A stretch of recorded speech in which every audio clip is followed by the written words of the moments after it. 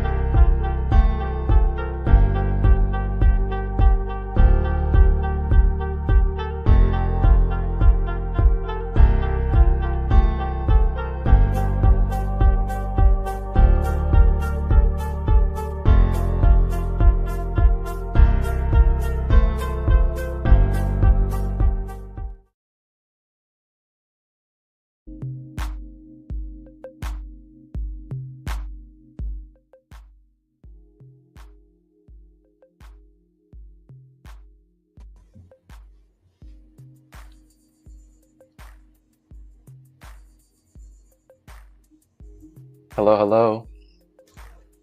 Grand Hello. rising to you, Mary Beth. Grand Rising. How are you this rising? I am doing great. How are you doing this morning? I'm doing really well.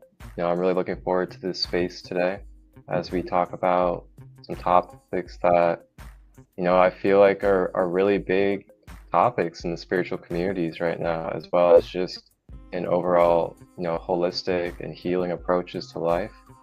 And, there's a lot of things that get thrown out there, unconsciously, consciously, on autopilot. And I think it's going to be a wonderful space today to really address and just talk about, our views and our beliefs and our experiences when it comes to these different spiritual myths that we hear about in the mainstream world and the masses today.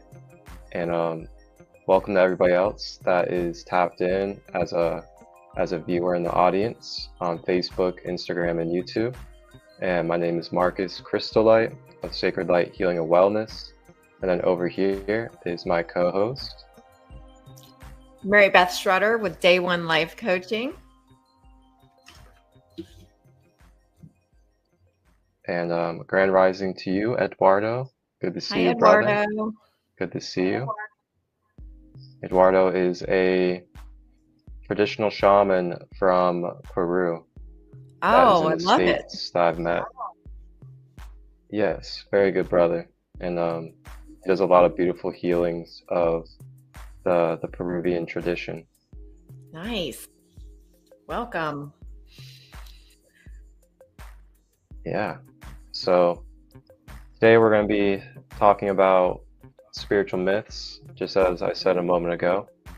And these topics are going to be surrounding many different things, including our relationship with money, Yes, our relationship to healing. And then what are other topics that you're going to be touching on? So since I teach law of attraction, and I decided to teach law of attraction because of all the myths and misconceptions, I was like, somebody's got to get out there and straighten this out. And I love teaching it. So I would like to talk a lot about law of attraction myths and misconceptions, and why it's a big part of why people think, oh, the law of attraction doesn't work. It's literally because they're not using it properly, and they think it's something that actually the way I said it is weird. it's always happening, right? We're always manifesting. We don't turn it on or off. And I think that people need to realize too, that it's because of that, because we're always manifesting, it's really great to learn how to use it deliberately instead of letting life throw us around and using it by default. So it's always being applied. So let's learn how to do it right. That's what I want to talk about. The myths. Yeah, I love that.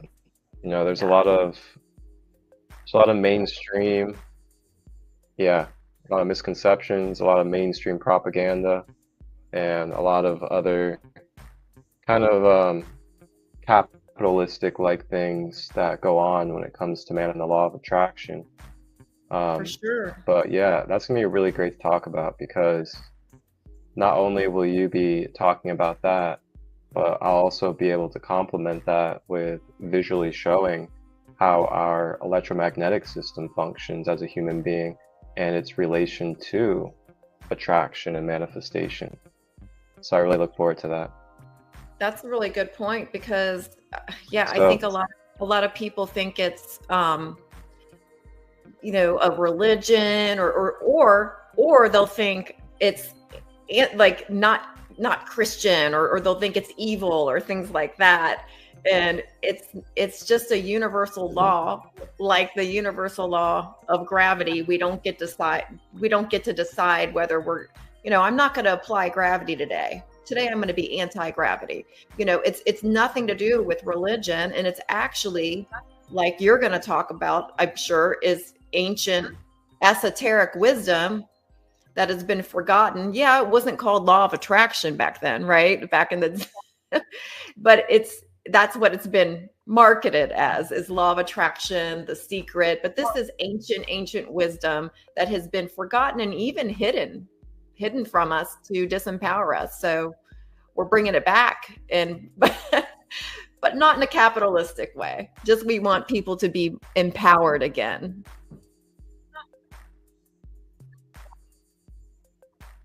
So I think that's, yes. You know, that's right. And remember, you Giving know, people the tools. Everything's energy. That's what it's based on. The fact that we are vibrational beings. That's a fact. It's actually quantum physics. It's science.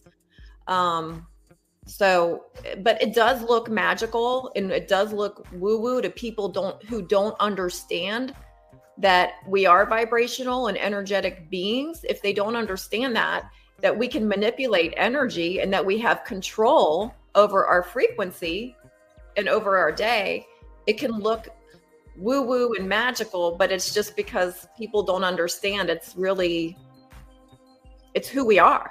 We're vibrational beings.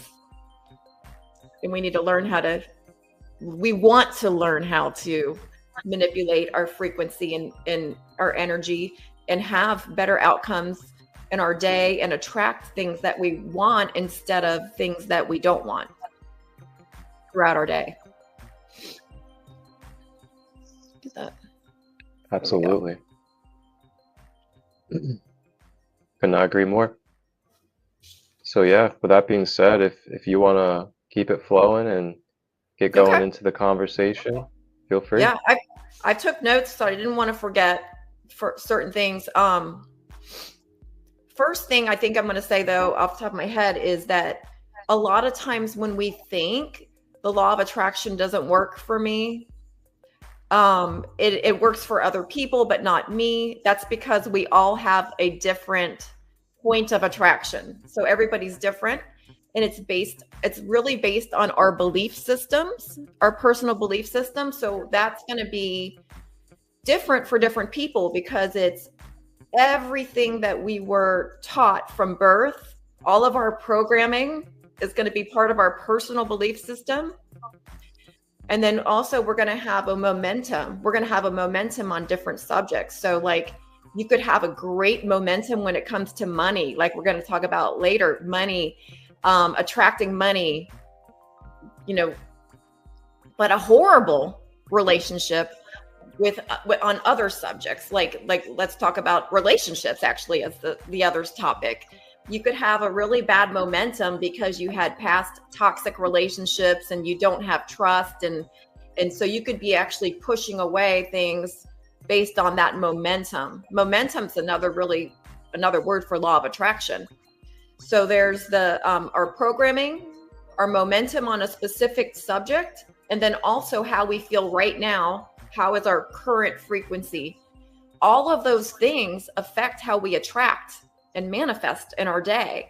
So that's why it's going to be different for different people, because like you can have a great momentum in one subject and then we need some work to do in a different subject. Like you could be great with attracting money and you could really have bad past programming and experiences when it comes to relationships, which would affect your ability to be able to attract what you desire in that topic. So basically we don't turn it on or off. We're always manifesting. And then a lot of people think, oh, it's only for positive things. It's only for manifesting good things. But anything that we focus on, any attention we're giving to a certain subject, we are manifesting.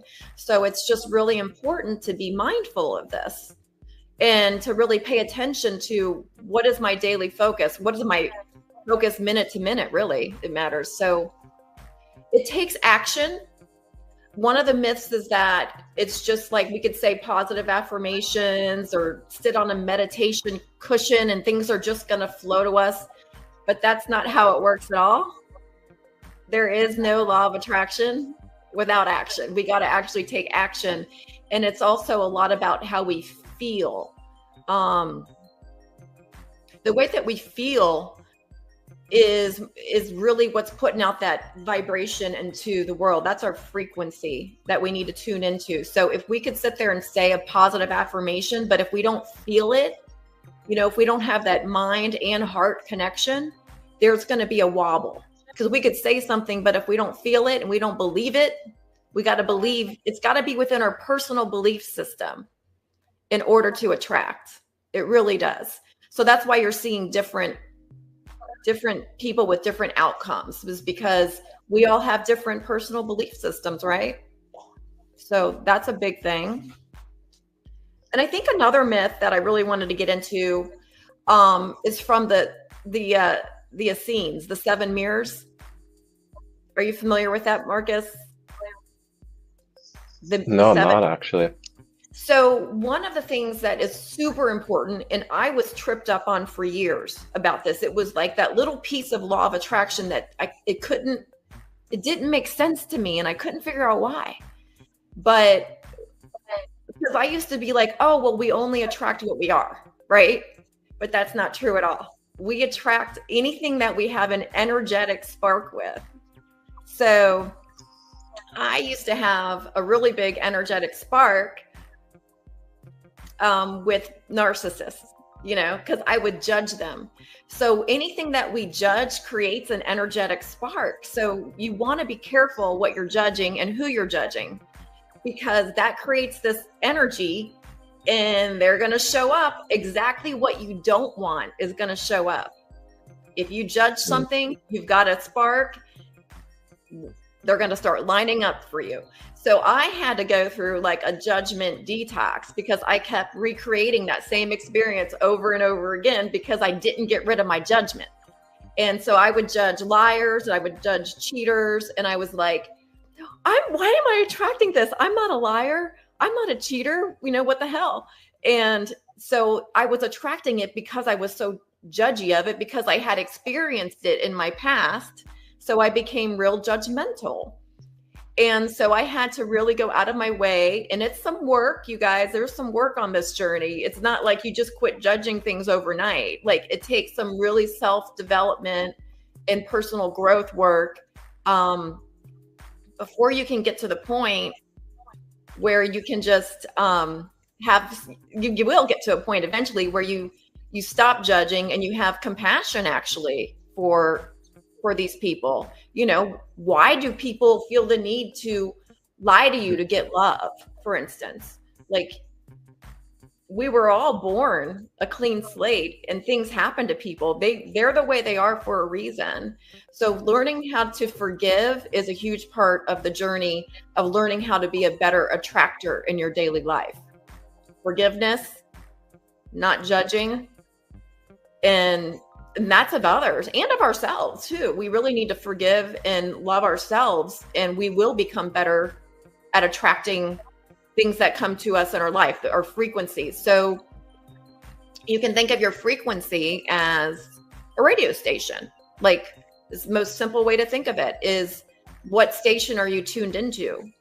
And you're going to attract other people and circumstances, events, and things that are also tuned into that station. So if we're tuned into a station of judging and unforgiveness and hate, we're going to attract things like that, even though we aren't hateful, but we're focused on those people. So we're still going to attract it. And we see a lot of that going around today. There's a lot of division in the world. So we really have to go out of our way to pay attention to what we're focused on.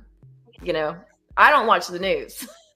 Some people might say that I hear the news I need to hear, but I know a lot of that stuff is programming. It's meant to, that's why it's called a television program. It's meant to program your mind, and the scary stuff, the fear-based stuff, that sells.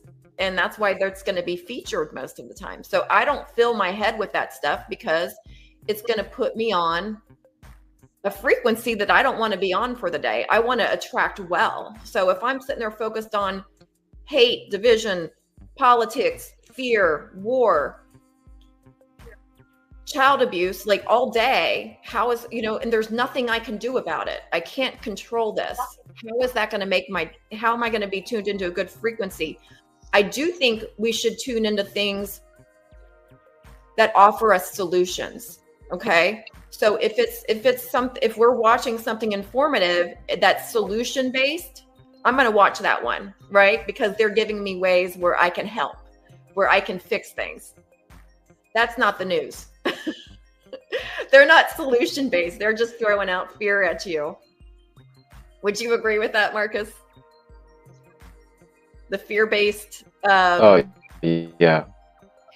Absolutely. Yeah, it's definitely something that disempowers us in our day, because the frequency of a problem and the frequency of the solution are completely opposite. So as long as you're focused on the problem too much, you are literally not capable of coming up with the solution. Like, they're completely different frequencies. So we want to be more solution based. The basic, I should talk about the basic, because I know everybody who's watching this, not everyone even knows, like, the formula for law of attraction is ask plus believe equals receive. Okay. Very basic, but it's real complicated in between there, because we all have those different beliefs. And like I said earlier, we can only attract what's in our belief system. And the asking part kind of comes naturally just with life experience. We're always asking for new things, and we all experience contrast. Oh, that's a huge myth. That's a huge one. Okay, guys, like, you cannot high vibe your way out of contrast. Contrast happens to everyone. We're living in this 3D time-space reality where contrast is just a thing. And we can control our vibration, our frequency, our reaction to contrast. We can control our relationship to contrast. But I've never met anyone who can vibrate out of something negative happening, because pets die, our parents die, family members die. We can't control certain things. We're going to die. We're going to get sick sometimes. Things happen in life. Life's going to throw us curveballs, right? So we cannot high vibe enough to just be like, oh, I don't have any more contrast. We're actually here to experience contrast. That's part of spiritual growth. That's how we learn, and that's okay. So don't beat yourself up if something in your life happens that you don't desire. But what we can do is control how are we reacting. Our relationship to the contrast is really what changes. But no, nobody's like high vibing enough where, like, I mean, I know some of the most high vibing people who've had miscarriages. Like, that's not something they wanted. They didn't attract it. It might have been part of their soul contract. And that's a whole nother soul contracts.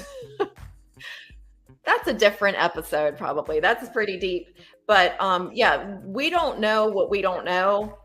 We don't know everything that we signed up for in this incarnation, what we're supposed to be experiencing for our spiritual evolution, our growth.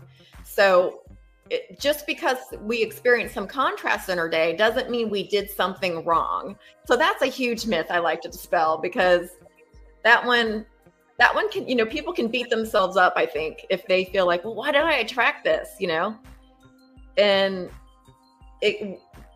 it could be various reasons, but it doesn't mean you did something wrong. It could even be like, we can't control other people's vibrations. So maybe somebody else's vibration who's close to you, and we can't fix it. We can only control ourselves, our own vibration.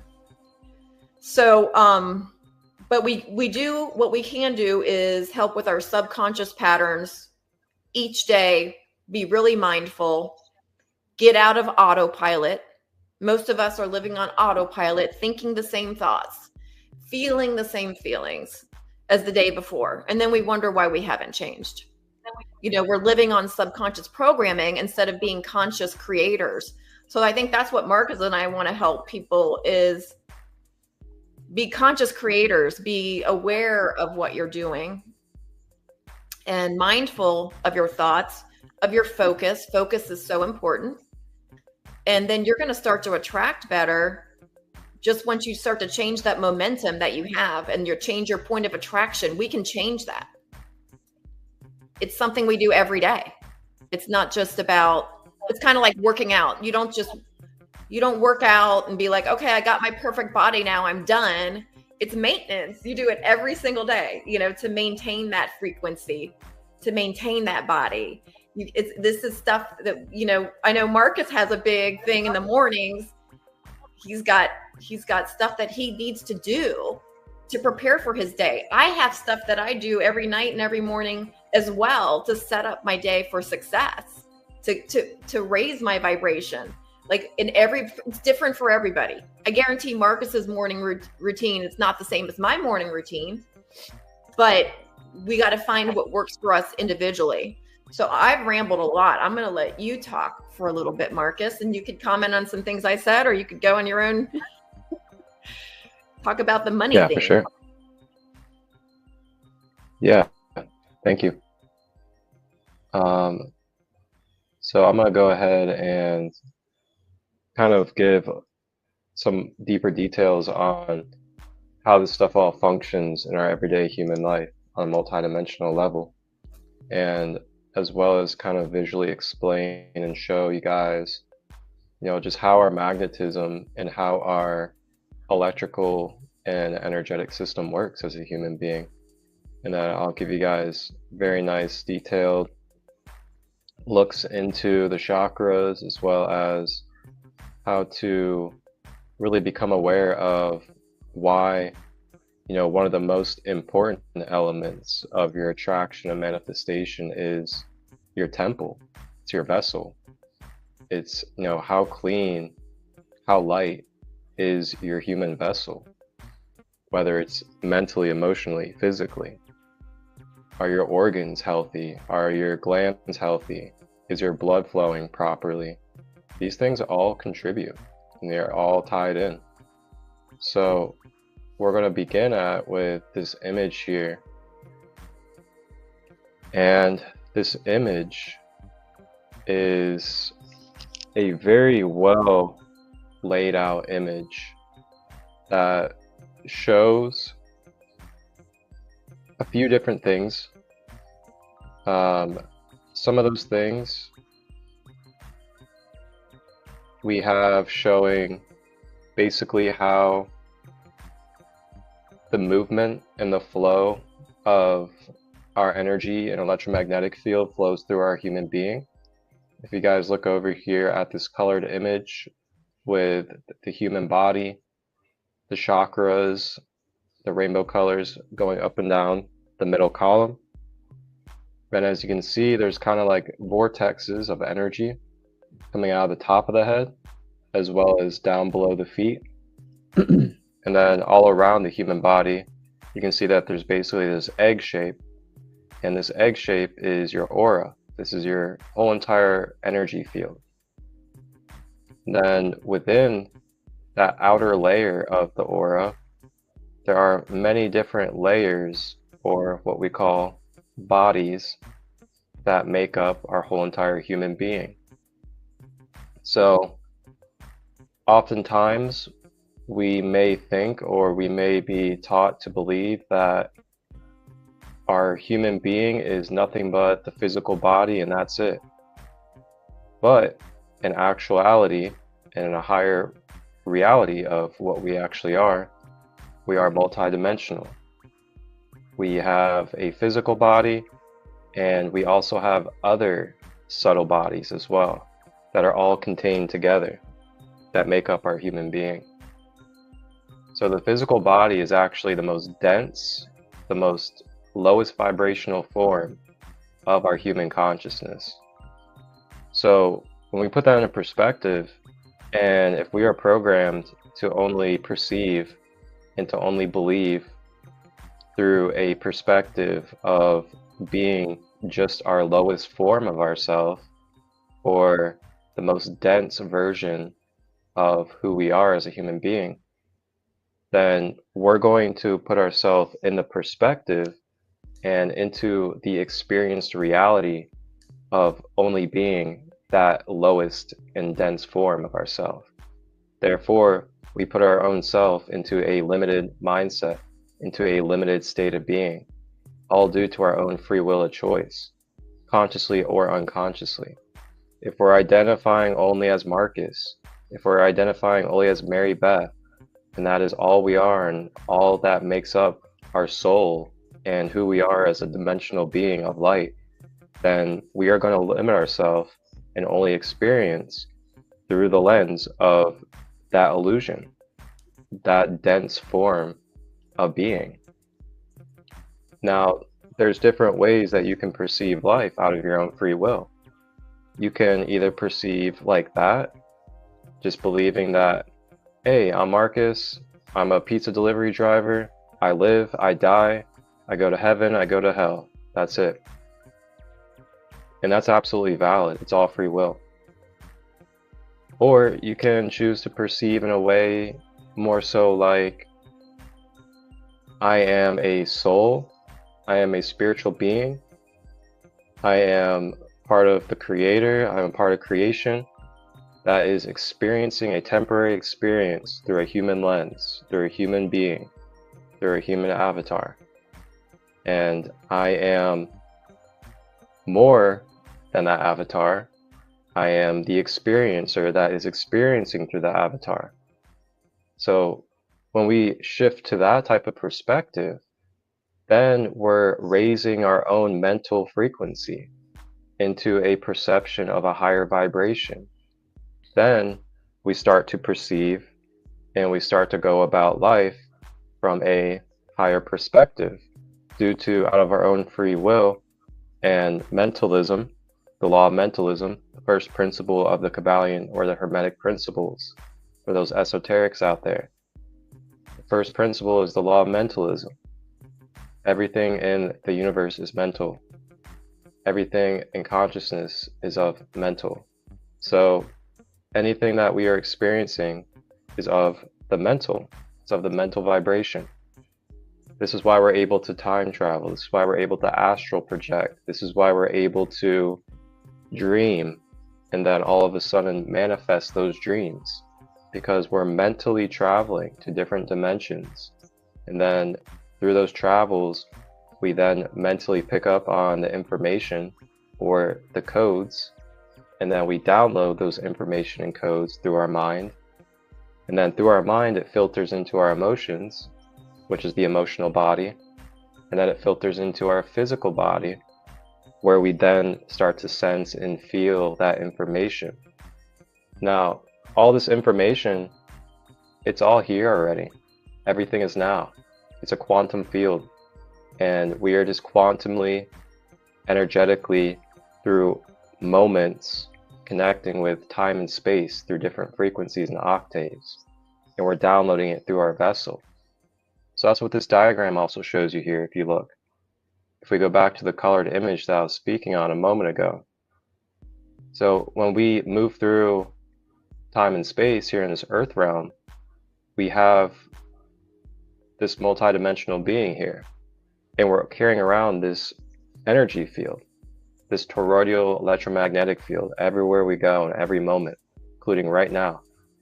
And what happens is, due to being electrical and magnetic beings, is this electromagnetic field acts as a current of electrical energy. And this current of electrical energy naturally consumes, it naturally draws in, it naturally attracts and receives through magnetism other energy and information. So as we go through our experiences and we start to attract and accumulate the information and the energy of these experiences, it then comes into our energy field through magnetism, and then we start to process it through our senses. And through that processing, this is where discernment comes in. Are we discerning the information that's coming into our energy field? Are we really sitting with it before we're reacting or acting upon it? Or are we just impulsively and unconsciously reacting as soon as information comes into our field? And as we accumulate the information and accumulate the energy, depending on what we do with it, it can either integrate into our being and we consciously release what doesn't serve us, or it can become accumulated. We never do anything with it. We attach to it, and then it turns into density, which then starts forming disease and illness and misalignments throughout our being due to the density causing resistance. And that resistance starts blocking up the flow of our electromagnetic currency. It starts blocking the flow of our energy centers, being able to help our kundalini, being able to help our vitality to be able to be risen and be expressed through the world. So all this stuff ties in together. And one of the biggest components that I've really been emphasizing to people is, remembering that manifestation and attraction is it's not just about the outside world. It's not just about all these things and putting things in place and doing things.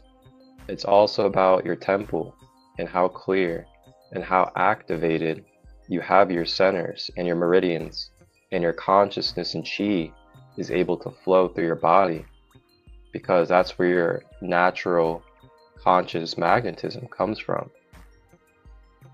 So, a big part of all of this is your diet, the things that you're consuming, the things that you're watching, the things that you're listening to. These are all being absorbed into your magnetic field. And that information gets programmed, it gets stored in the subconscious mind.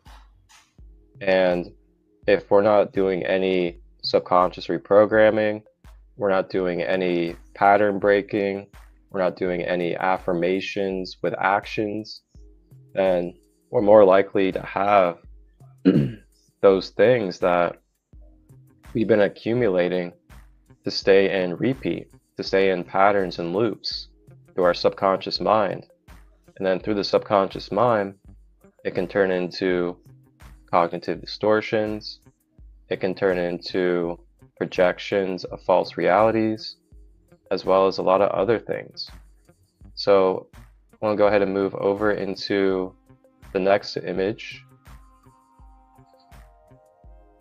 And this image here, this image shows a little bit of the natural current, the natural flow of how our magnetism operates through the chakra centers. So as you can see, there is a balance and a weaving of the left and the right, the masculine and feminine. And as you can see, it also creates what we know as the infinity loop. So yeah, that goes to show you that we are the infinity loop right there. Literally, the human container is the infinity loop of heaven on earth, earth and heaven. It is the balance point, the bridge. So yes, each and every one of you are a bridge of heaven on earth through your being. Just being you. Your whole entire being is the bridge. There's nothing you even have to do but be you. So then I'm gonna move over into this next image. And I really like this one, especially with the color too. This image here is a great image of showing not only your electromagnetic field or your toroidal field, but it's also showing the geometry of the human being. As you can see at the bottom, you can see it references many different names, but basically what it represents is the human being, or the balance of above and below. And this is such a well demonstrated image of how the toroidal field functions. And this is what we're moving as every single day in our everyday life. And then depending upon how clear, how healthy, and how clean your chakras are, your meridians, your blood flow, your electrical system, and everything else is, this aura field can either expand to great lengths. When I say great lengths, I mean states, countries, the whole world. Your whole entire aura field can literally cover the whole world if you're that pure and that clean. Or, you know, if it's very blocked up, it's very toxic, and things of that nature, then that toroidal field can shrink in on itself. And when it shrinks in on itself, that's when we start to feel, you know, very dehydrated, very dull, very drained. And why is this? It's because our fluidity, our electrical current, isn't online properly. It's not giving the proper boost for our organs, our blood, and other things of our human being to be able to function and be working online.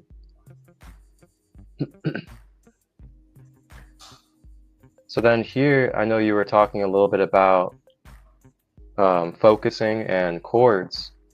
You know, this image is a really good image here of giving examples of the type of attachment styles that we can carry in very basic and everyday life. And let me enlarge this a little bit more. There we go. Yeah, there you go.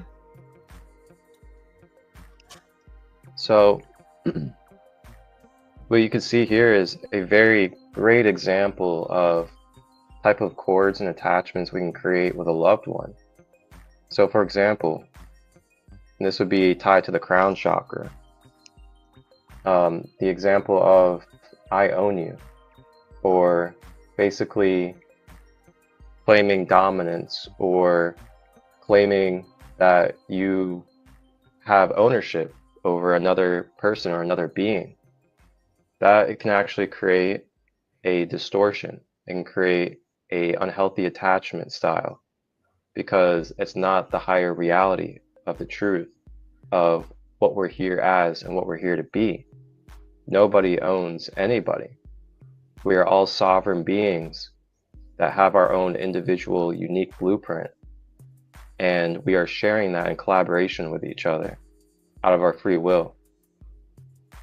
Now, you can claim to own something or somebody, but then you'll just go through the experiences of what that is, which means you will have the attachment of the ups and downs, as well as the expectations, the letdowns, and all of these different things that are going to perpetuate through you due to taking on that imbalanced dualistic mindset. And then you have pay attention to me.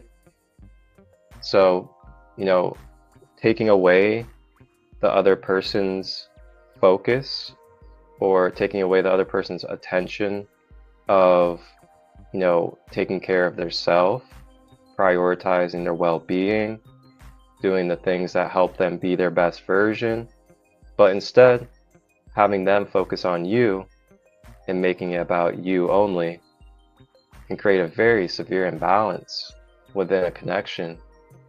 And then that's another attachment style.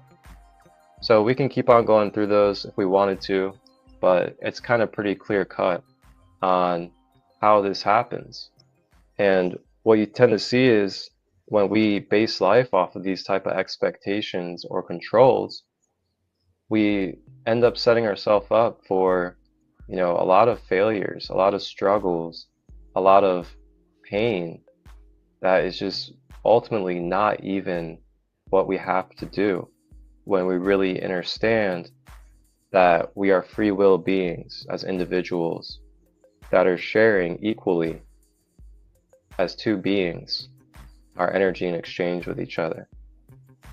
And then of course you figure out your dynamics in your relationship personally.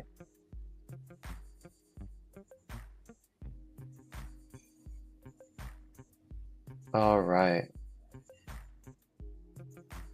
And then last thing that I was going to go ahead and show is I'm going to draw on this whiteboard an example of how our energy cords work.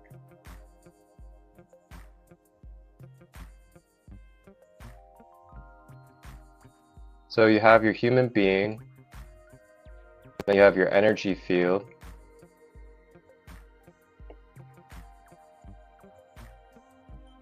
now this energy field, it's continuously rotating, it's continuously cycling.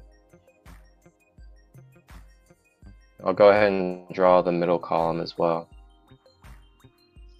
So it's continuously cycling.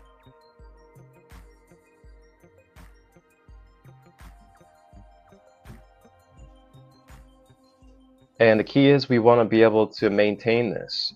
We want to maintain the continuous fluidity and cycling of our electromagnetic field. How do we do that? We do that by self-care, maintenance, spiritual hygiene, and other things. Now, when we start to focus our energy through our mind or mentalism, we then start to guide and direct our electromagnetic energy into the direction of that focus. So then as we create more focus towards whatever that is, we then are guiding our energy to then attach to that. This is how attachments are created. And when we create this attachment, it can be to people, places, and things, because everything has an energy field. This is about attaching energetically our energy field to another energy field. So when we create an attachment, this cord now gets created from our energy field.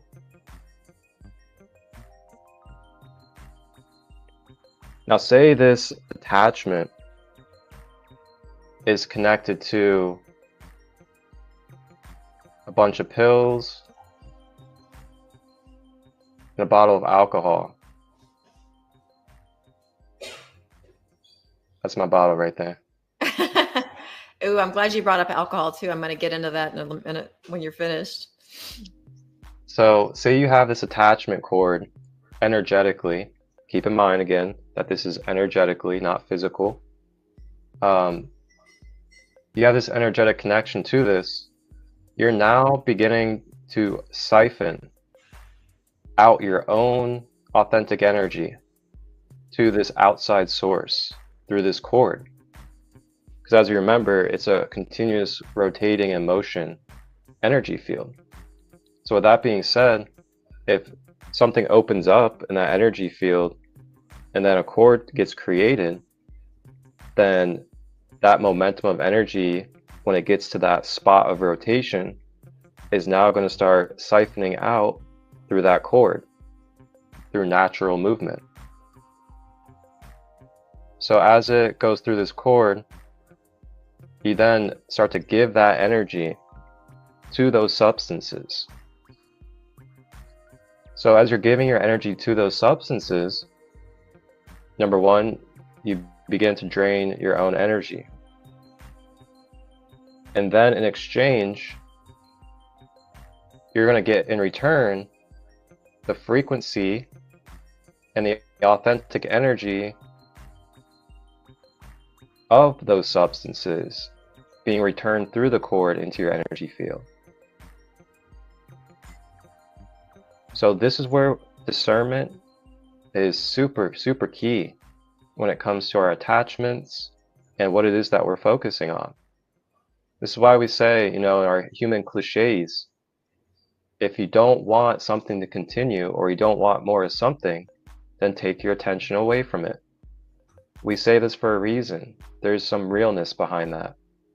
Where you put your attention, the more you perpetuate and you add fuel to that energy field. Kind of like what Mary Beth said, we can either be happy about something or we can be judging it or constantly be negative about it.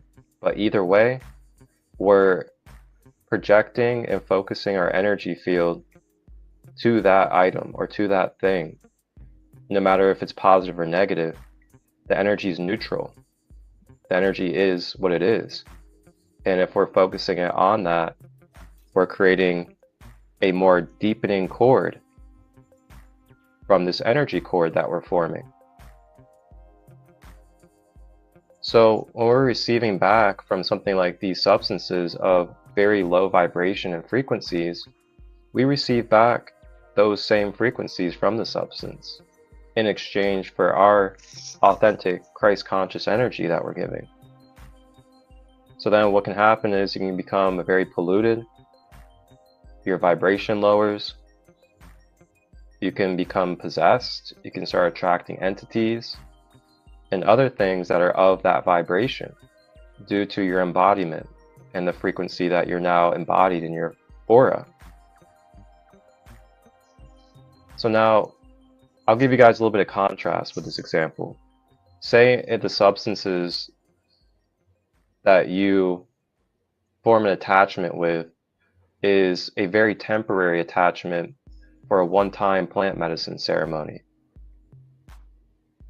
See, now that, on the other hand, you're taking in a plant medicine of a very high and pure vibration of nature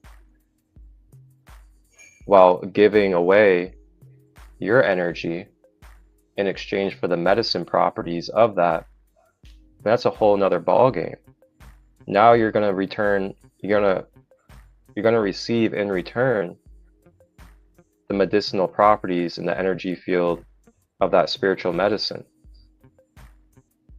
But then the key is to not allow yourself to continue to have an attachment cord to that.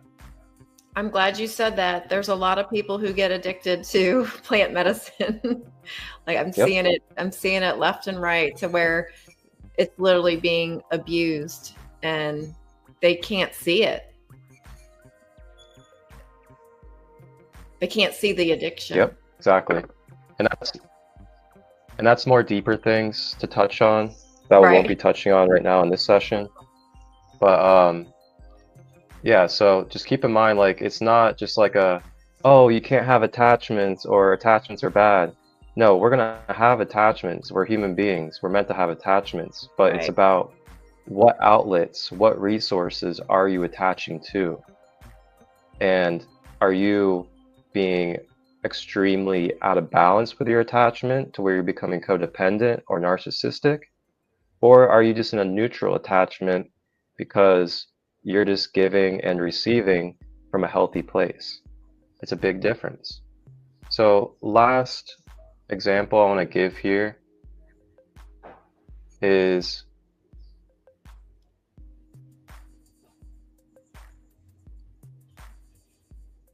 say you now create a attachment cord to a loved one.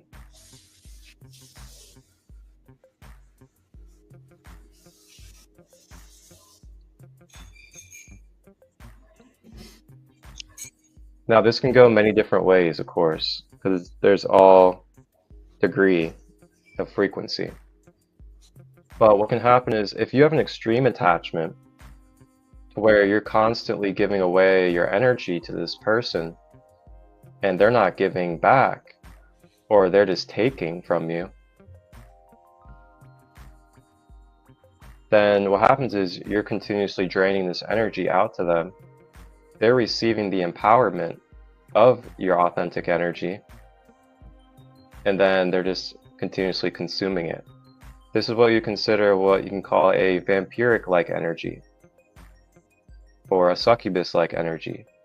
When you're just freely giving your energy, they're just freely taking it and consuming it, not giving anything back at all, no type of love, no type of care.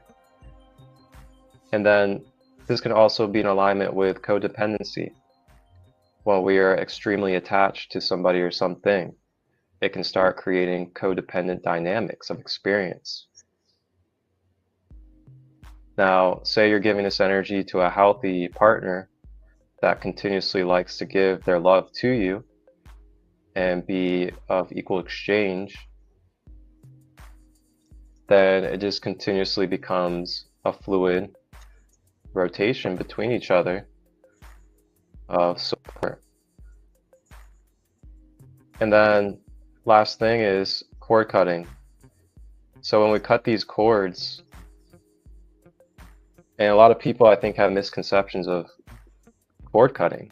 What comes to these spiritual myths is they get scared to cut cords because they believe it means that they're going to physically never see somebody. But that's not what it means. It means you're clearing and letting go of this right here, this energetic cord that has now become polluted and toxic with the energies of experience that is being passed back and forth between the two parties. So when you cut that cord, it then releases that motion between each other to then begin to free your guys' energy fields back up, heal, and return back to balance. Now, it's not a one-stop shop where you cut the cords and there's nothing to it. There could be residue, there could be holes, there could be leaks and tears, there can be wounds in your aura field depending upon the experiences that you've taken on through that attachment. So it requires self-care and maintenance after cord clearing to make sure that you're re-solidifying and really getting your energy field flowing properly again. So yeah, I'll leave off there for now. I know that was quite a bit to cover and share, but I just wanted to give you guys visual aid and give you the real holistic details of how this operates on a very basic level for us. Right. It's not just woo woo. You're showing them this is real stuff. And I love that you brought up, the electromagnetic field, because our thoughts are electric, our feelings are magnetic. And that's where we have that mind body connection that we really, when it comes to attraction, when it comes to manifesting, like we have to, like there's going to be a wobble if you're saying one thing and feeling another. Like I said earlier, we really need to have that electromagnetic thing and, elevated feelings, with the thoughts that match. And that's when you're going to really be manifesting on fire. And I like that you brought up the alcohol, because today is my 5 years alcohol-free day. and I don't count the days. I didn't do AA, but it's my friend's birthday. My twins, they're twins, and Christy and Kelly. Hey, I actually quit on their birthday, so it's easy for me to remember, and I just count the years. I'm not in that old vibration anymore. I changed my identity completely. I am no longer a person who drinks alcohol. It's no longer an option. And I can tell you guys, the higher I raised my vibration, the more work I did, with myself, the more work I did on myself, alcohol kind of left me. I started to feel like it was giving me all of these physical issues like that it hadn't before. And, I wasn't like drinking, vodka in the morning or anything like that. It was just, I would have red wine at night. It's very socially acceptable, for people to do that. I didn't have a rock bottom. Literally, the more you raise your vibration, since like Marcus said earlier, alcohol is a lower vibrational substance, you become no longer a match. And this has happened to so many people I know. Like the addiction is going to leave you because you do not match it anymore. It will start showing up physically in your body in ways that become intolerable. My vibration was too high for it, and it was no longer a physical match. So that's something that I teach in my coaching is helping people to raise their vibrations. And these addictions just no longer are a match for you anymore when you do that. And it's tricky. What if you still have those cords connected, like Marcus was showing you? It does get tricky, but you can do it. Like I drank every day, most days, not every single day, but most days for 30 years. I would have my red wine, and that was my vice. Literally messes me up physically for at least 48 hours. 48 hours, that's, yeah, for sure. And then what do we do sometimes? Okay, well, I don't feel good, so hair of the dog that bit me, there's a lot, then you have more to take care of the hangover or whatever. You have some morning beer, people do that without even thinking twice about it. Or you go to brunch, you have your mimosas. Thanks, Sarah. Hello. And yeah, definitely it's one of those things. Sarah, I got to ask you, Sarah, are you still not drinking? She wasn't drinking for a long time. I want to know if she's still off of it. But yeah, so basically, like you said earlier too, about the discernment, and it's so important. And that's something that we gain that wisdom as we grow. That's something that we are not born with. And it's something we kind of learn the hard way, in my experience anyway, is being around the wrong people, right? Not realizing they're toxic. Like I know I was very trusting of everybody. I thought, well, I'm a nice person. I just thought everyone else was nice too. Guess what? They're not. That's how I learned discernment, was by being burned so many times. And also like, it's just one of those things with that when we don't work on ourselves, when we don't pay attention, when we aren't mindful, and we have these cords, there's always going to be a block, a resistance, a block where we aren't manifesting properly. And that's kind of what this podcast is all about, is helping you guys realize, where are my negative thought loops, my subconscious programming? What can I switch? What do I need to be more mindful of in order to start finally attracting the life that I desire? Because we are always manifesting. Which one are you going to do? Are you going to manifest what you want? Or are you going to continue on repeat with your negative thought loops, the same thoughts from yesterday, same shit, different day? That's what people do. And I think it's 95%. That's the latest numbers I've heard from neuroscientists. 95% of our freaking thoughts are the same stuff from the day before, the day before, the day before. Autopilot programming, nobody changes anything, and then they wonder why their life doesn't change. That's why your life's not changing. You've got to do something different. Start paying attention. Yeah. And honestly, I hired coaches back when I was trying to learn. I hired, hiring a coach is taking a quantum leap, instead of these baby steps. And I wish I had hired a coach earlier. That having such a great experience has made me want to be a life coach. Like, because I was like, wow, this is life changing. And you know, you could do a lot of things on your own. But if you really want to get to that point where you take that quantum leap and learn a lot of stuff from someone who's been there, done that for years and years and years, just get help. There is no shame in asking for help, and it's wonderful. What are you pointing at? Pointing at you and me. Ask us for help. You and me. Ask us for help. Yeah. This Marcus is what we do. It's our living.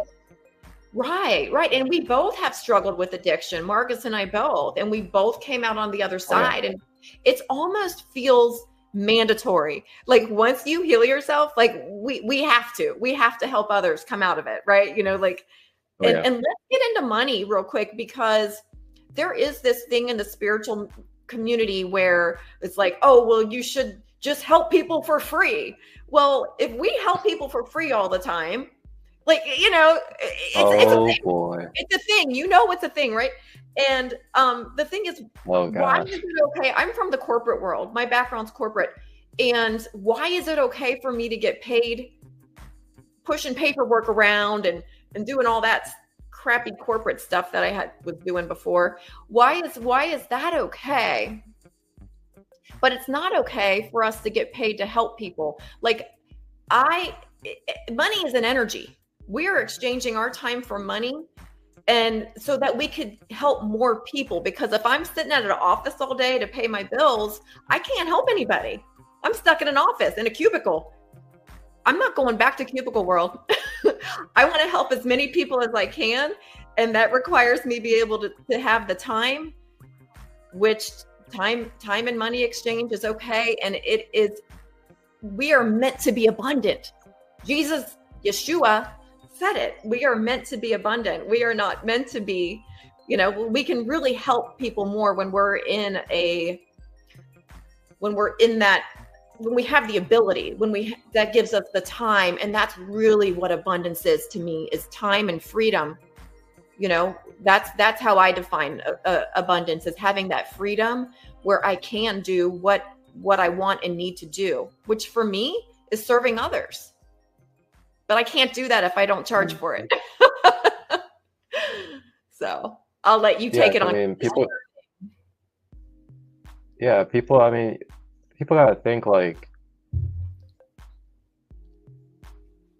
okay, so if somebody is wanting, or you want somebody to be able to provide more spaces, provide more opportunities, and be able to create different ways and different opportunities for you to be able to access, you know, healing in a specific way, as in like a retreat or an event or a space that requires that host to take money out of their own pocket and set up, you know, getting you food for when you're there, paying for the venue, paying for facilitators, paying for musicians, paying for workshops, paying for all these different things. And I mean, quite frankly, if you believe that that person is just supposed to give it all to you for free, then that's a freeloader mentality. And you may need to take a look at yourself. Mm-hmm. And I'd say that out of nothing but love. You may really have to take a look at yourself. Are you freeloading off of communities? Are you freeloading off the back of others that are dedicating and devoting and putting blood, sweat, and tears into their work to be able to provide these opportunities for others? And just think about that, you know, in a very neutral and graceful way with yourself. Yeah. And know that it's not about this or that. You know, everything has a place in this creation. We're meant to experience everything. And money, I'm sorry for you guys to say it. You know, I'm not sorry at the same time, but we're in a money matrix system. And it's designed and made to be that way for a reason. We all created this earth together to be this way in our experience. And the more that we accept what is and continue to build focused on solutions and expansion and growth, then we're not going to sit here and hold on to that and attach to it so much, because we're just going to continue to grow with it. We're going to find harmony with it because we realize that it's part of our consciousness, it's part of the experience, and it brings value to this third dimensional reality that we're in. There's third dimensional things that we are a part of when we're in a 3D body and in a 3D life. And I think it's become very difficult for a lot of higher minded, starseed-like individuals, because they're not exactly too used to a third dimensional living, so to say, third dimensional body. And I can see where that can maybe be a little, I guess, confusing in a way for those that may not be grounded into their physical human life. And you know, it's really interesting to see the judgment that will come from it. A lot. You know, the judgment of, you know, judging those that charge for their services, judging those that charge money for tickets for stuff.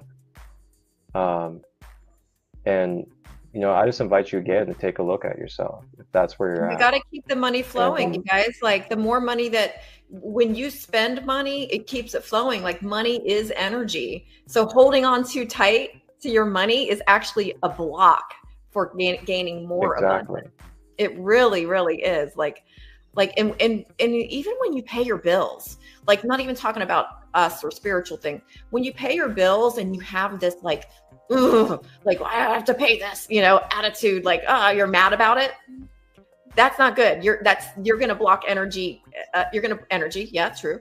But you're going to block money from coming in, flowing in from other avenues. Like, when I pay a bill, you know, I'm like, I'm so grateful that I have, you know, electricity, you know, or I'm like, I don't write checks. Actually, everything comes out automatically, but I get alerts, you know, and instead of getting upset about it, I don't catch myself. Every now and then I'll be pissed, like, because my energy bill is pretty high. Do get energy. But so it you know, I catch myself like, no, I'm so grateful. Like, what is the alternative? I don't have electricity. Geez, you know, thank you for that. And so kind of try to have a more like grateful, appreciative thing when we're paying a bill. And I always like to think too, if it's a small business, like, I try to support small businesses. It's expensive, right? It's expensive for Marcus and I to run our business. And so I know this. And when I support other businesses, I think about how they're going to notice it. They're going to notice it more because, you know, it's going directly to them. These big corporations, they don't know what you're buying at their store. Support the small businesses and think about, and make it up in your imagination. Like, they're able to now pay for their daughter's gymnastics, or, you know, whatever it might be. Just when you're paying for something, just really think about the ripple effect it's having, and buy stuff from people who you like and who you need. We don't need to buy everything on Amazon or Walmart or wherever these big corporations. They don't care about you. Support small business is what I'm saying. Support spiritual Absolutely. People. And like, you know, and respect yourself too. Like, know that you're worthy of having money. Like, know that you're worthy of experiencing luxurious things in this temporary human life that you only get once in this whole body. Invest in yourself. It's okay to experience Invest in yourself, right? People don't want to invest in themselves anymore. Like, it's like they feel guilty or something. But when you take care of yourself, you're going to take care of everyone in your life more. Your parents, your family, your kids, of course, your spouse. It's your friends even. Like, when you actually invest in yourself and be like, you know what, I'm going to do this for me, it changes your life and you have more to give. You have more to give. when you take care of yourself first. So it's not selfish. That's another spiritual myth. It is not, self-care is not selfish. It is the number one thing you need to do so that you're better at helping others at the end of the day. That's my number one thing. I'm not going to be a great mom to my son if I don't take care of myself first. So that's what I do. He's second. Really. That's right. He gets a better mom that way. And just keep in mind too that just be wary of what you're separating. As in, be wary of separating these things from you. Like money. Like, try not to see money as some separate foreign thing from you. As in, if you remember and if you know, and you're someone that lives by everything being connected, everything being of God, or everything being of source, then how is it that money can be bad for you if it's an extension of our consciousness and is connected to the all? It's just a tool. Like, think of it like that. Like, money is a tool that we use, that we've all made a decision, an agreement to use in exchange, to exchange things. And, you know, it's, money can be used for evil things for sure, but in and of itself, it's not evil. It's neutral. And we decide, you know, like I could donate my money to a charity, or I could spend it to, you know, hey, pay strip someone club. to kill somebody. I could pay someone to, would you say strip club? I could pay someone to kill somebody for me. You know, like, I wouldn't obviously not do that, but it could happen. Yeah. Like, money can be used, but it's your intention behind it. What are you using it for? Money itself can be used for beautiful things. And anything, if you think of it as evil, that's a horrible limiting belief that's only going to block money from flowing to you. So you got to get that out of your head. Yep. Money is not bad. Money is good. It's good to spend. The more you spend, I mean, you know, don't spend beyond your means. Don't be like, oh, well, Mary Beth said yeah, Mary Beth said I should just spend more money and it'll come flowing in. We remember, we need to take action too, not sit on a meditation cushion all day waiting for money to flow in. That is not how it works. We got to take action.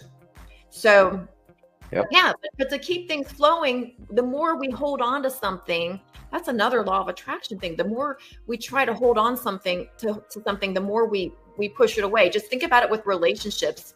I'm sure y'all have had somebody, you know, chasing you a little too hard, and then you feel like, suffocate, you know, they're trying to hold on to you too hard, and it gets controlling. And what do you want to do? You just want to get away from them. You know, it's the same thing. Like, the more you hold on to something, it's trying to get away from you, including money. So let it flow, let it go, release it, and let go of the limiting beliefs that it's not going to come back to you, because it will.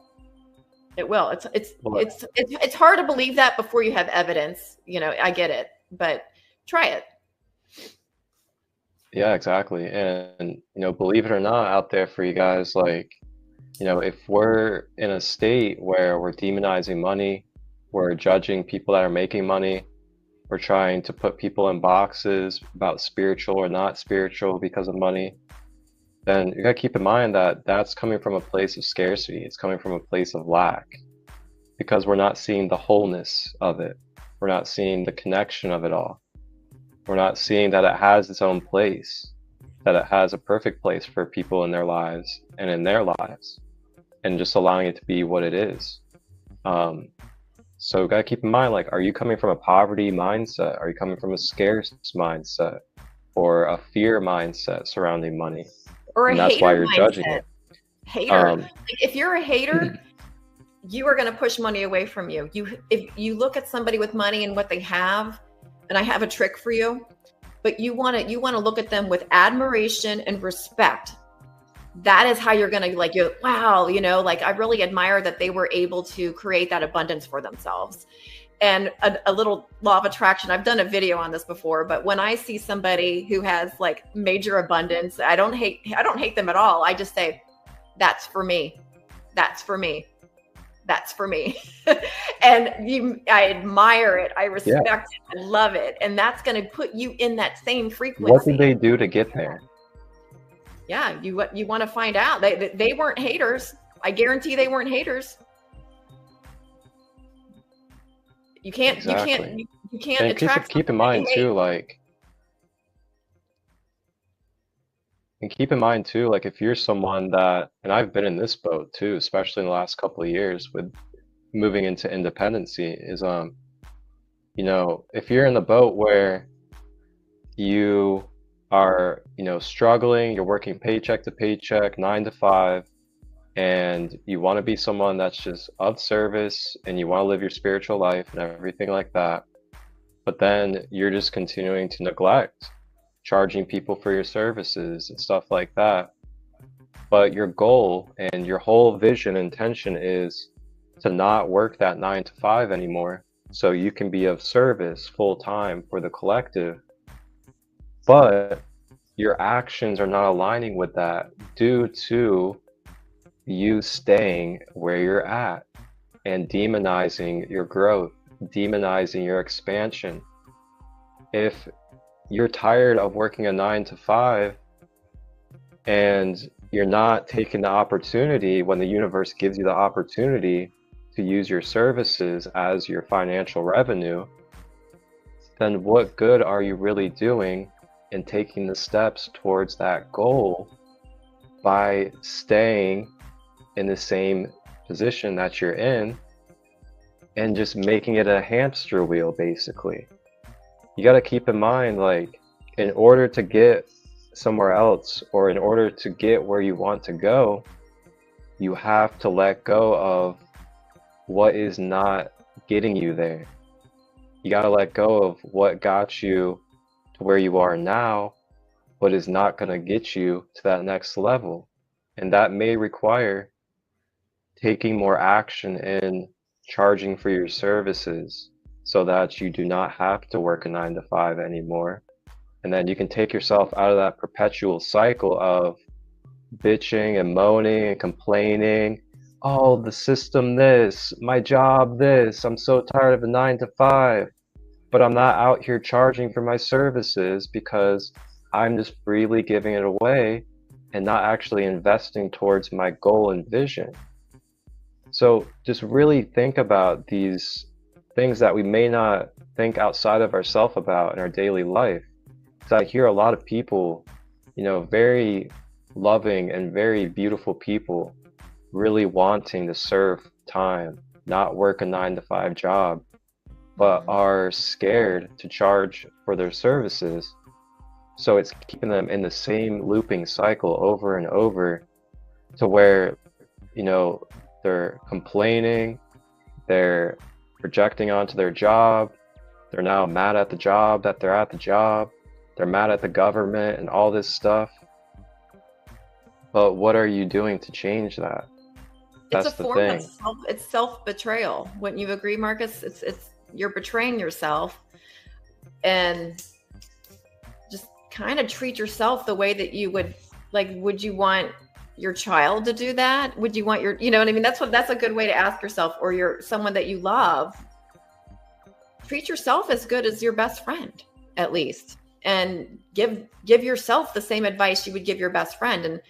And it really is spiritual to lift yourself up. It really is. Like, and I think a lot of people think it's more spiritual, like, oh, I'll just stay humble and give and never take anything. And that's, you know, what about yourself? I don't understand. You know, it's a limiting belief. It's a limiting belief. It's a limiting belief. Got to get rid of it, because as long as you keep those limiting beliefs, you're going to always be resisting what you really want in life. Mm-hmm. So. Yep.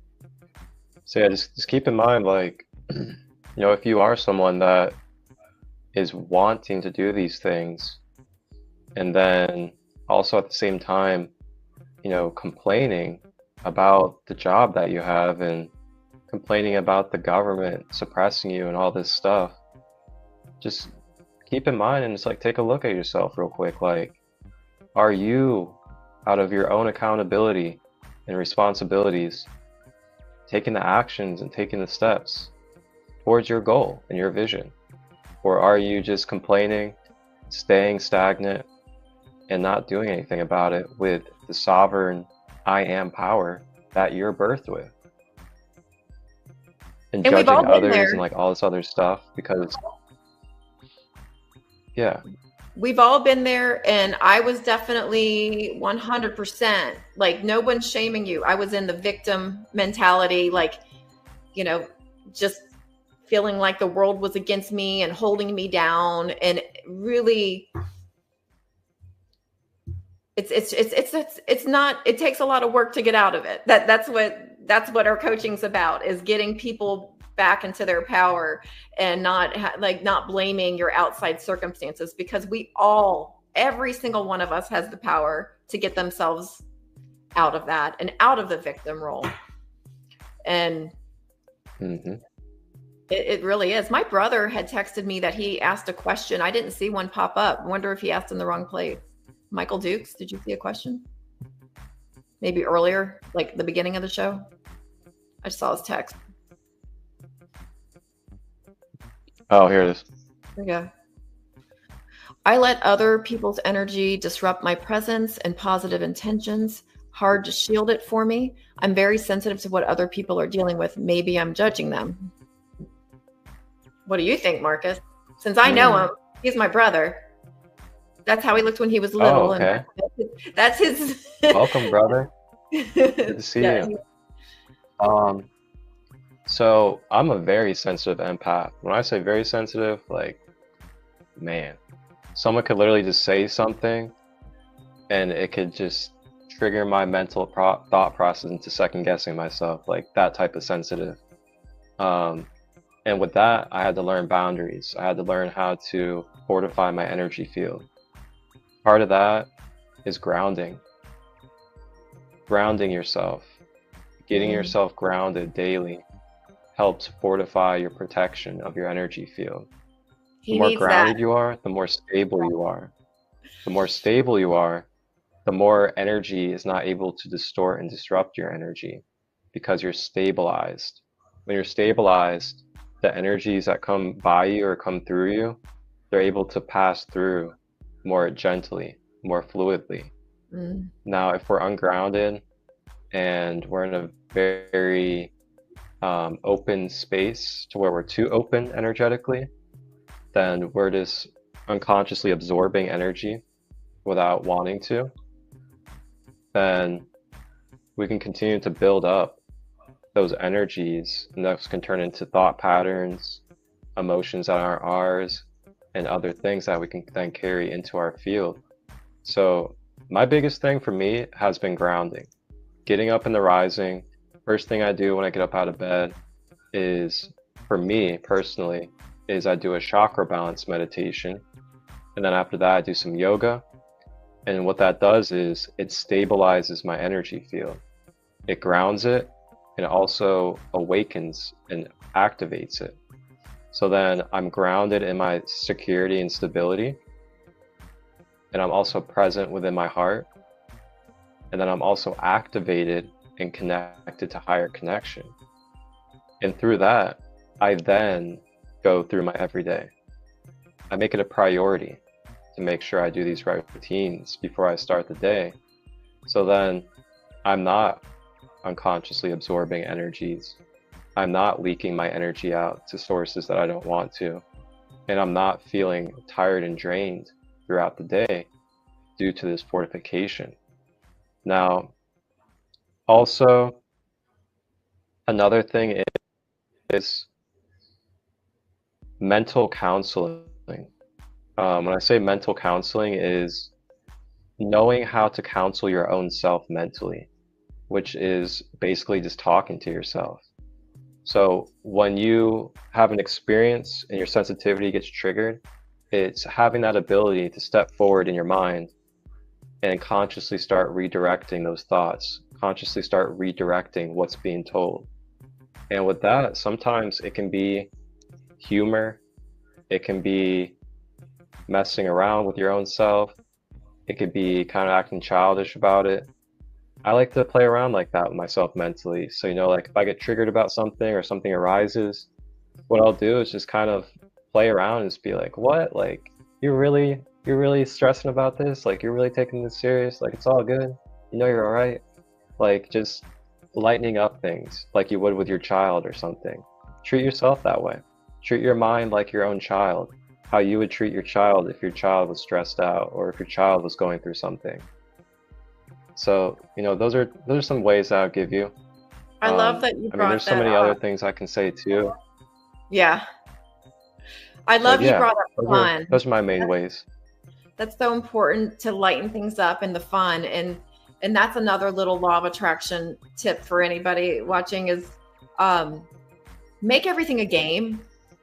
That helps with the lightening up. Like I do that every day. What can I get away with today? Like, let's see, like I make things a game and make things fun. And then it just really takes away any type of anxiety when you're like, it's not that serious. It is not that serious, guys.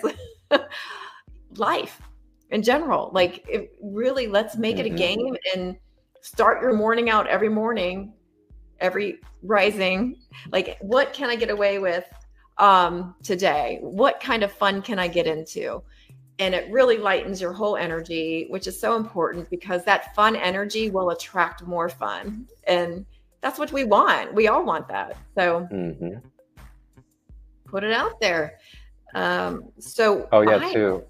Let me I have one more thing too to share for your brother. And the last thing I wanted to share that just came up for your brother was so when you go through an experience and then it triggers you or brings into that sensitivity, try to find outlets where you can start focusing on those outlets. So when I say that, I mean it's like something's bothering you, try to start doing something that you're passionate about. Try to start doing something that you love to do.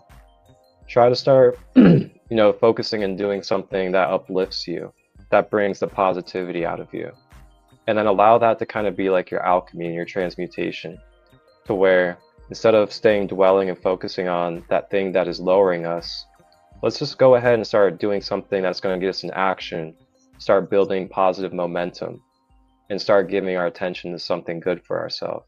Whether it's something that we love to do, something we're passionate about, something that uplifts us, somebody that brings us positivity, just redirecting that focus, you can then take that energy and then transmute it into whatever it is that you're putting your energy into. Working out even, you know, stuff like that. Working out. And for me, doing something to help someone else would always pull me out of it. You know, serving others in some way, getting out of your own head. Yeah, because I definitely, and like I said, he's my brother, so he comes by it honestly. You know, we had a full Italian mom, and it was kind of like worrying and anxiety meant you care. And that's how we were brought up, right? And so it's been a lifelong journey trying to get to the point where, you know, that not overthinking and the negative thinking and the worry, that's not a good thing. I call worry negative prayer. Like it's attracting it. Like I'm praying for something, you know, so just stay in the moment. Don't think about the past. You know, it's already happened. We can't change it. And we worry about the future. I mean, all we have is now. That's where all of our power is. We know that. Yep. Wow. I don't know about you, but I think this sounds like a pretty good place to kind of leave off for this episode at an hour and a half. Yeah, we really, that went by fast. Yeah, we were flowing. I'm about to go meet my brother for brunch. So I will make sure that he gets to listen to your answer, because I think he was on earlier, and that was a really great response. Oh, sweet. Thank you. Yeah, I You're appreciate the welcome. questions. Thank you to all of you guys that have asked questions, shared your views and experiences on Facebook, Instagram, and YouTube. And thank you guys for being here and supporting. If you haven't subscribed yet, subscribe to the YouTube channel, Sacred Light Healing and Wellness. And then Mary Beth actually has a YouTube channel as well, Day One Life Coaching, I believe. Is that It's correct? called the Spiritual Transformation Podcast with Mary Beth.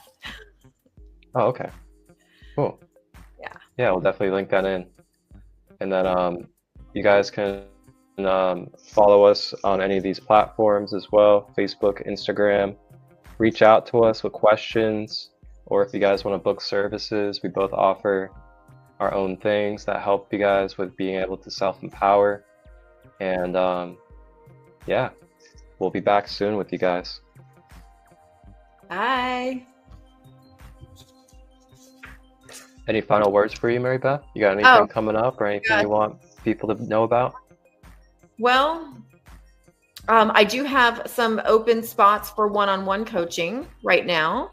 So if anyone would like to, I do a free discovery call. So if you want to do a free discovery call, that's just about 15 minutes and over Zoom. And that's where you kind of give me an idea of what you're looking for. And a lot of people that come to me, there's either like, sometimes it's just like they want to grow their career. They feel stuck in some way. They've got some sort of self-destructive habits, like alcohol or food addiction is a big one. Also relationship addictions. I'm getting a lot of people that are stuck in kind of this toxic relationship cycle. I help people just with happiness, just getting back, to themselves with happiness, like they lost themselves along the way. Marriage, divorce, all the things. Optimal fitness is another big one that I help people with. So, I'm a spiritual life coach, so it's going to be more spiritual. So if you're not into the spiritual stuff, I'm probably not the right match for you. But if you're into like law of attraction and holistic healing, which means mind, body, and spirit all together, we get to the root cause of the problem, and we find your solutions. So that is what I do. And then I also have a deck of cards that are called Addiction Recovery with the Law of Attraction. And those you can get on my website, day1lifecoaching.com. But I think you're going to put my link tree under this video, and my link tree has all the things in it. Yeah, it's already down there. Yeah, but I've got my those deck of cards. If you are watching this, you can go ahead and use coupon code TRANSFORM, and I believe that's $10 off of the cards. So, and I also have some essential oils that are meant to raise your vibration. So you could also get $10 off of those products as well. So that's it. That's really all I've got going on right now. Thanks for asking. Awesome. And yep, those are all linked down below in the description for you guys. And then you guys can always reach out to me as well. I offer Reiki, crystal healing, chakra balancing, inner child healing, subconscious reprogramming, light language, oracle readings. I also do Akashic Records, soul origin meditations to help you guys figure out your higher self, your soul origin. And I also do life guidance, weekly based, where we help restructure your daily patterns and habits, as well as your shadow work integration. And then I also do custom guided meditations. So if you're someone that likes guided meditations, I do create professional quality meditation audios that you get to customize yourself. For example, say you like a certain frequency, then I can use that frequency. I can use a certain spirit guide that you like to connect with, and a certain environment to guide you through the meditation. So those are all offered by me as well. And then I do have an online workshop that's free donation based coming up on the 14th, and it's for the third eye chakra.